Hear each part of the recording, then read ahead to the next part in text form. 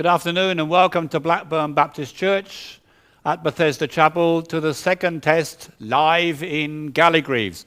We're really pleased that you're with us this afternoon. About 2.5 months ago, at the beginning of the crisis, I got a message from a church in Hamburg. Would I be prepared to play a role as an interviewee on their church site? And I said, yes, of course. And this interview was then put on their site in German. You can see it on our homepage too, or if you prefer to read the English version, translated so well and competently by Ellie Doggett, you can read that as a text too. But having had this interview and been interviewed myself, I thought, well, the first thing I want to do when we start live streaming here in Blackburn is to be the interviewer myself. And so I've asked a very well-respected member of my church here to come, and she has kindly agreed to be interviewed. So welcome, Jane. Thank you for coming. Thank you for agreeing to be interviewed. Very nice to see you again. Nice to see you. What were your original connections with the town of Blackburn? Do you come from here? Yes, I do. I was born here many, many years ago, and I went to school in Blackburn, and then went away to university, got married and moved away for 40 years. And then came back when I retired. You're in a Baptist Union church here now. Have you had previously connections with the Baptist Union? Yes, we attended Baptist churches in Nottingham and then in Berkshire. And in fact, my husband became a Baptist minister. Right. Yes. And how did your connections with the BBC begin, as we call Blackburn Baptist Church? Well, I'd visited the church several times when I'd been visiting family here in Blackburn. And on moving back, I decided this was where I wanted to make my spiritual home. All right, and what roles do you have at present in the church here in Blackburn? I'm on the diaconate. Right. And generally, I try to help in any area I can. That's great. Jane, you may know my family is geographically rather well spread out. Yes. Is that true of your family too? Yes, it is. I have a son in Yorkshire, and my daughter lives in Texas, USA. Right. So how often then would you travel to the USA? Usually about every 18 months, so it varies. All right. But I know you've just come back from the USA. What was your main motivation to go there this year? Well, my daughter was expecting her second child, and she was really anxious that I'd be there to lend a hand with the 3-year-old as well. Right. And how did the onset of the coronavirus here and in the world as a whole, how did this affect your flight to visit your daughter? Was it a matter of real concern to you? I think it was concern to my daughter. She was getting quite anxious because there was talk of the USA cutting flights from Britain. Right. So we managed to move my flight forward by a month. Right. So I went out in March. And may I ask, what does it feel like in March going from Blackburn and arriving in Houston? Well, we'd had a lot of rain here and it was quite cool still. And over there, it was like our summertime. Right. It was pleasantly warm. Okay. Yes. So what was it like when you arrived there? Were you obliged to self-isolate? No, not at that time. Having said that, they were beginning to start the general lockdown. So, in fact, we were very much confined to home. My granddaughter's school had finished, and both my son-in-law and my daughter were working from home. Right. Were you really aware of what was going on in Great Britain concerning the coronavirus at the time you were in Houston? Yeah, I tried to keep up with the news as best as I could. Both countries seemed to be very much the same at that time. Did you find, hearing news from the homeland here, did you find this was something of concern to you, or upsetting or worrying? Yeah, obviously I was very concerned, and I did try to find out how things were doing locally as well. But I think we were very much in a bubble. I think we're talking about bubbles a lot at the moment. Right. And yeah. So did you find it easy to adapt or difficult to adapt to the situation that you'd gone into in the USA? Fairly easy, because in one sense I was going on holiday, so it was a relaxing time. I didn't have my usual daily routines and things. But also being confined to a house with a small child had its moments. Right. Many listening to you and to us and watching us today will be wondering and wanting to ask you probably, what do you feel about the role of the American president in the way he is running his country in the time of crisis? Well, being in one of the southern states, they're very much behind the president, I think. Having said that, they're lovely people. And I got to know the neighbours a little bit at a distance, and they were very supportive of one another. And very helpful. Right. Did you have any contact with Christians or with churches in Houston while you were there? Yes, some of the neighbours were Christians, going Right. to regular churchgoers. So we did get the occasional conversation 6 feet apart on the pavement while the children were playing. And as I say, their love of one another came through. Right. Was there any way or ways apart from that in the situations in which you found yourself in Houston? Or was there any way you could say, God has specifically been helping me in this situation, in this time? Yes, I mean, each day, you rely on the Lord. He's always been there to help me in the past. In one sense, that there was not a lot of difficulty, but I was also conscious of people at home who may be in danger. I would like to say that I had a lot more time to pray and to be with the Lord, but with a toddler and then a new baby in the house, it wasn't that way at all. But I did what I always do, which is commit every day to the Lord. And when I think there's going to be a difficult situation, to ask him for his help through it. Oh, thank and you he's very much. always enabled me to do whatever I have to do, really. Yeah, that's very encouraging. Thank you very much indeed. It's okay. And I know that you've come to be interviewed here in the BBC on a very special day for your family. And I know I'm not allowed to tell anybody about that, but everyone who's watching and listening will want to know, what is your special day today? No, it's my daughter's birthday today, so when I get home, I'm hoping to be able to have a conversation with her. Right, I'm sure you will. Are you going to sing happy birthday? Probably not, because my voice isn't that good. Right, okay. Well, not test it now. No, don't. No, I'm sure you wouldn't want that. Maybe I can come back to the point where you left the USA and came back to UK.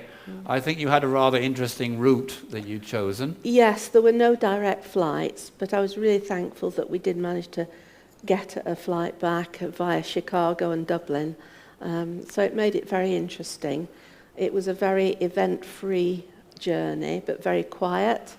Landing at 4 o'clock in the morning in Dublin was extremely quiet, but I was very thankful to get home. I understood that there were not many passengers on some of these planes. No, the final one, there were just 6 of us. 6 of you. You had enough space for social distancing. Plenty. Yes. Did you have to fly it yourself? No. No. Fortunately. Not that. Okay. What I was wondering was, how was it from your perspective as a grandmother, leaving your family after the birth of your second grandchild in America? Yeah. Quite sad, really, because I know I probably won't see them for at least 12 months. And but I did feel it was time that I came home. And how does it feel coming back to Blackburn, to your home and to your house and to your garden? Very cold at first, because it had been about 36 degrees over there and 22 during the night. So I did feel cold for the first few days. I was happy to be home, lots to do at home, and nice to start making contact with friends as well. Do you feel that many things have changed in the United Kingdom? People's attitudes, people's behaviour, people's expectations, or do you think you've come back to basically the same place? Obviously social distancing, that's everywhere. I was quite surprised though that, going in the supermarket, whereas in America everybody was wearing masks, here nobody seems to wear them. And they seem to be increasing the rules and regulations now more than before. Right. But otherwise, it was nice to be home. Right. Yes. And the last question, if I may, you've already talked a little bit about this about your experiences in America itself, but would you say that all in all, the experiences of the last few months have been a challenge and an encouragement to the growth of your faith and what you've gone through? Yeah, it's certainly been a challenge. Growth, I think probably, yes, I do trust God a little bit more than I did. He's helped me through all the journeys and things like driving in America as well, which I wasn't looking forward to. But he always enables us to do whatever he asks us to do.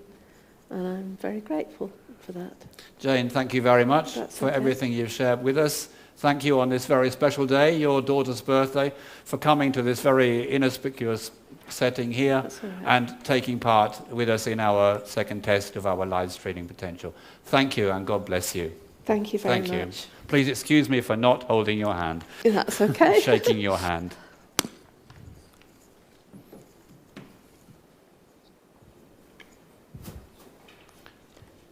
Maybe you have just 7 or 8 minutes time. I'd like to tell you just a short story. Actually, I'd like to tell you 3 stories, and probably that's a bit mean, but if I call them 3 episodes, would that be all right? Would that be fine? These episodes have got all something in common with each other. They're rather old, but that doesn't matter, because if you're listening to what God is saying to you through what we're looking at now in these stories, you will have new life this afternoon and every day. So even if they're old stories, it's new life that we're talking about. And there's something else about these stories, that they are all true. The information, the things that I say, the stories I'm going to talk about, they are completely trustworthy because they're true. So let's start right away with episode number 1. And it's about a very well-known woman, a woman who was born in the northeast of Scotland in the granite city of Aberdeen, Isabel Morag Marshall, who developed a very, very high public profile, studying medicine in Glasgow and working for 20 years as a justice of the peace. She became such a famous TV personality that people said if an alien had come from a foreign planet or another planet to Earth, that the alien would have known who she was as well. And everybody knew her as Dame Isabel Barnett. She had all the money she needed, but for some reason she was found guilty of shoplifting from a village grocer where she was fined £75 for stealing a can of tuna fish and a carton of cream worth 87p. And 4 days after that, Dame Isabel Barnett took her own life because she couldn't forgive herself. If we cannot forgive ourselves, if we don't feel forgiven, we really have a problem, don't we? Well, put the other way around. Unforgiveness is more than a big challenge. It's a desperate condition. The consequences of not being able to forgive oneself or not experiencing forgiveness from others is not always as final as it was in the case of Lady Barnett, but nevertheless, placed against the background of mental health care statistics, 20% of the population of the United Kingdom are estimated at present, 1 in 5, to be ill with depression or anxiety. And in this present crisis, this has probably gone up to something like 50% of the population, 1 in 2.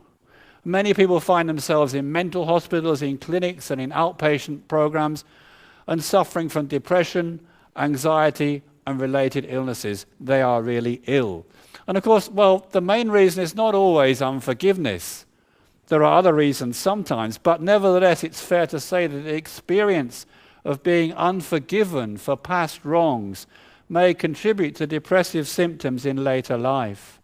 Feeling unforgiven by God, feeling unforgiven by other people has direct effects on depression symptoms, while self-unforgiveness and rumination make it even worse. I'm sure you know what rumination is, where you start thinking about something and something and something and keep going over a thought or an idea or a problem and never actually get anywhere. This is one of the main ways in which anxiety can lead to depression. Have you experienced that? Have you experienced that in yourself? Have you experienced that in other people? When people are depressed, the effects of this rumination are typically about being inadequate or being worthless. The repetition and the feelings of inadequacy, they produce anxiety, and this anxiety interferes with solving the problem. And then the depression gets deeper and deeper and deeper. You know, in the last few weeks, we've heard a lot about the Johns Hopkins University and statistics and analysis over this crisis from America. And the Johns Hopkins University itself has found that the act of forgiveness can reap massive rewards for your and my health, lowering the risk of heart attacks, improving cholesterol levels, improving your sleep, reducing pain, reducing blood pressure, and reducing levels of anxiety, of depression, and stress. And the research that they've undertaken points to an increase in the relationship between forgiveness and health as you get a little older. So may I ask one pertinent question? Can I forgive myself? Can you forgive yourselves? Can we forgive ourselves? That was episode 1. Let's go on to episode 2. Before I went to Japan, I read books like The Wind is Howling by Ayako Miyake-san. Her novel Shiokari Pass, written in 1968, tells the story of Nobuo. Nobuo is a character she made up based on the true story of Nagano Masao. Nobuo takes a job with a railway company based in Sapporo, and he begins to read the Bible for himself. Well, he starts in the New Testament, and he really struggles at the beginning. He finds it really interesting and boring, but then he's struck by Jesus' teaching in the Sermon on the Mount, where Jesus talks about sinful thoughts and the challenge to love one's enemies. And here is something really quite different from the traditional way of life and way of thinking that Nobuo had learned from his grandmother and in the Japanese society in which he was living. One day, Nobuo was standing in the snow outside the station in the city of Sapporo, and he was listening to a man who was preaching about Jesus on a cross. And the people were either ignoring him or they were abusing him, but Nobuo was standing there transfixed, looking at what the preacher was saying. And he invited the preacher to come to his lodgings, and he told the preacher that he was interested in Jesus' teaching. He wanted to follow Jesus' teaching. And the preacher said, well, Nobuo, do you understand it's your own sin that nailed Jesus to the cross? Well, this was much too much for Nobuo to accept. He couldn't understand that at all. He thought he was a reasonably good person.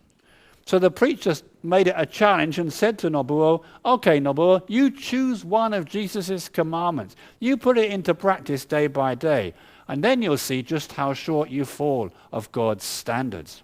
So Nobuo takes the challenge on, and he reads the story of the Good Samaritan and the commandment to love his neighbor as himself. And Nobuo realizes that far from being full of love, his heart is full of resentment and full of hate. He sees now that in his own strength, he is unable to be the Good Samaritan. Instead, he is the wounded traveler who needs to be rescued, and it's Jesus who is the Good Samaritan. Nobuo begins to attend the local church in Asahikawa, and he gets baptized. And after that, for 5 years, he becomes really well known as a Bible teacher, going here and there, answering requests at various branches of the railway company throughout northern Japan, to speak about the Bible and about his faith. And masses of people turn away from their long-held prejudices against Christianity as a result of his life and his character. During this time, his health improves his fiance's health improves to the extent that they're able to set a date for the formal engagement ceremony, and they make plans to return to the family home in Tokyo to begin their married life. And after speaking at the inaugural meeting of the Young Railwaymen's Christian Association, Nobuo sets out to return to Asahikawa and from there to Sapporo. It's on the day of the engagement ceremony, and the years of waiting will soon be over. And the train climbs the very steep winding slope of Shiokari Pass, and suddenly there is a jolt as a coupling comes loose and the carriage begins moving backwards. In the panic that ensues, Nobuo tells everyone to stay calm and rushes to the outer deck of the carriage, where he slows the carriage using the handbrake. A sharp, sharp bend is approaching. He knows there's only one way to avoid disaster. He throws himself on the track, and the train grinds to a halt over his body. As a result of Nobuo's act of self-sacrifice, many people become Christians because Jesus Christ gave his life for us. We can be forgiven. We can begin a new life in him. So I ask you a very personal question. Have you received Jesus Christ into your life as your Savior and your Lord? Let's move on to episode 3. In this story, I've changed the names for anonymity. It was a Sunday evening somewhere in Manchester, and Ruth had arrived home from the evening church service rather late. She was tired, but she was very happy. Maybe she had an early night. In any case, in the middle of the night, she was awakened and knew the Lord was speaking to her. Get up and go to Manchester Airport. She thought for a moment, okay, but it's the middle of the night, and there were normally no night flights at that time. But she knew her God, and she was sure that God was speaking to her. So she got up, she got dressed, and she went to the airport. And when she arrived at the airport, she wondered, well, what should I do now? So she decided to park in front of a cafe where she could see lights were on, decided to go in and to buy a coffee. It was the only thing to do. She saw there was only one person sitting there and asked if she might sit next to her at the table. Well, Mary was very happy about that. And Ruth asked Mary, Mary, what are you doing here in the airport in the middle of the night? And Mary said, well, actually, I've booked a very early morning flight, and, well, I've got a holiday starting tomorrow on a Mediterranean island, and there's really no other way of getting that flight except staying here in the evening in the airport. And then Mary asked Ruth, well, what are you doing here? Well, that was kind of a difficult question. I don't know what you would have said. But Ruth said, well, I'm a Christian, and I believe God woke me up in the middle of the night and told me to come here to the airport, and so eventually I came. Well, then Mary said, I was a Christian once, but for one reason and another, I kind of sort of drifted away.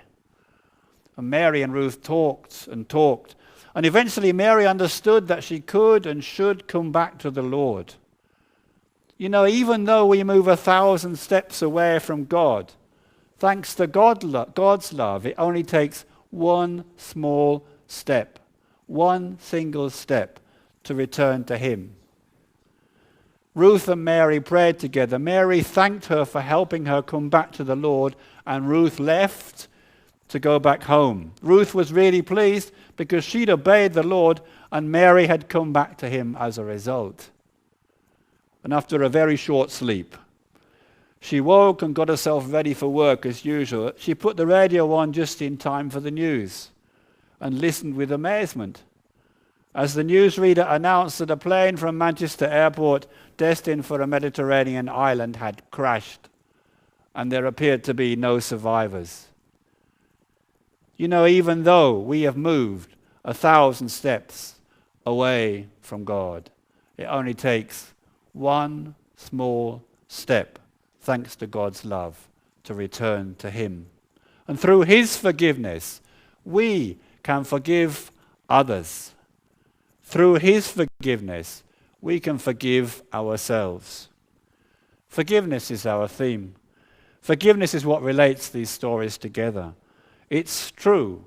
They are all true stories. Forgiveness is about knowing, about understanding, and about obeying God. Not tomorrow, not next week, not next year, not sometime in the future, but now. Thank you for watching. Thank you for listening.